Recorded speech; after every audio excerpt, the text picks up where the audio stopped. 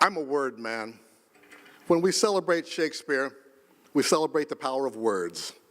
We scribes often describe Washington as downright Shakespearean. And why not?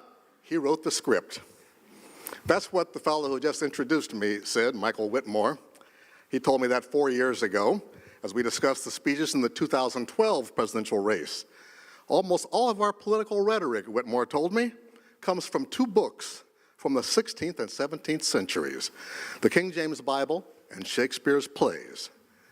Like me, Whitmore was impressed by Bill Clinton's speech, his comedic and sometimes ad-lib speech at the Democratic National Convention. Bubba is back, I said. Even President Obama sounded like he thought the former president did a better job of selling the current president than the current president did. As Obama said, somebody emailed me after his speech, and they said, you need to appoint him to be the Secretary of Explaining Stuff. I like that, said Obama, and I do too. Later, comedian Seth Meyers observed on Saturday Night Live that we already have a job for that. It's called President. And that's true. Explaining stuff is a big part of the job. Some leaders do it better than others do. In fact, the use of a Shakespearean simplicity in language is something that President Clinton, President Obama, and Donald Trump hold in common. Yes, we cannot get this far into the program without mentioning the name of Donald Trump.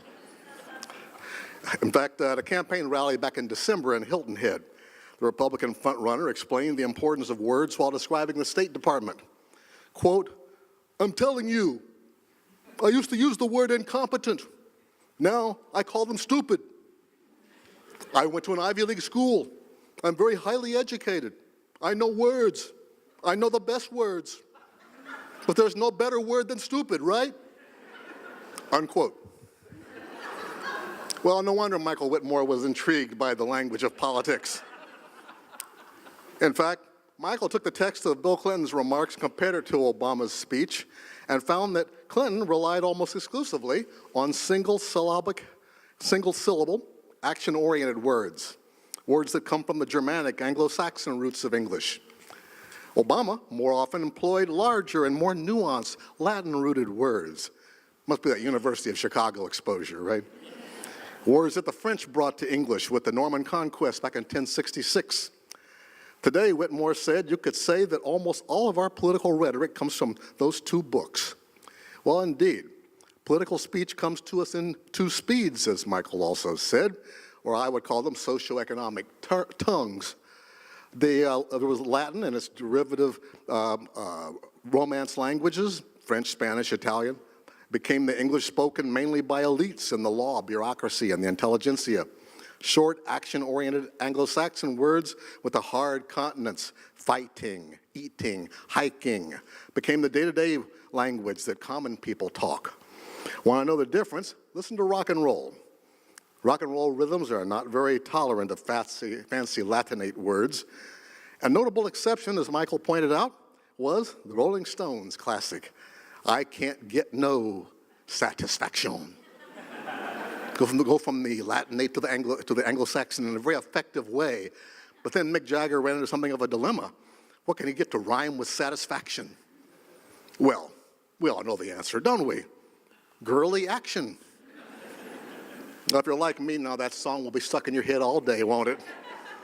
But oh no, it's only rock and roll, but I like it. Yes, I do. Oh, Will fits remarkably well, even in our age of rock and roll and raucous discourse. All the world's a stage, he said, and all the men and women merely players. They have their exits and their entrances, and one man in his time plays many parts. Indeed, this is true. I have found that,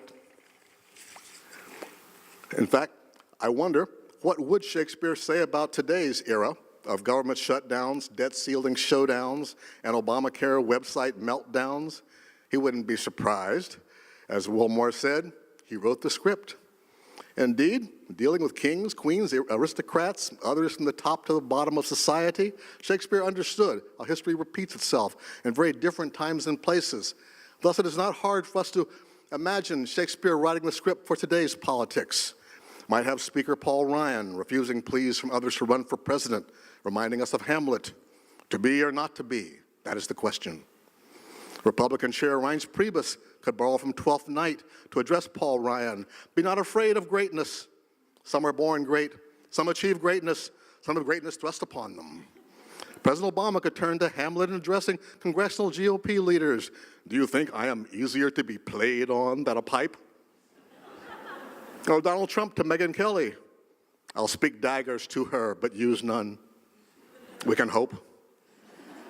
Or from Othello, rude am I in my speech, but little blessed with the soft phrase of peace.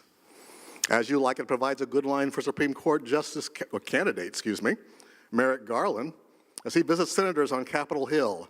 I like this place and I like this place and willingly could waste my time in it. Or Ted Cruz, the world has grown so bad that wrens make prey where eagles dare not perch. Or my good friend, Judge Justice Clarence Thomas, brevity is the soul of wit. Or back to the ever-quotable Donald Trump, though this be madness, yet there is a method in it.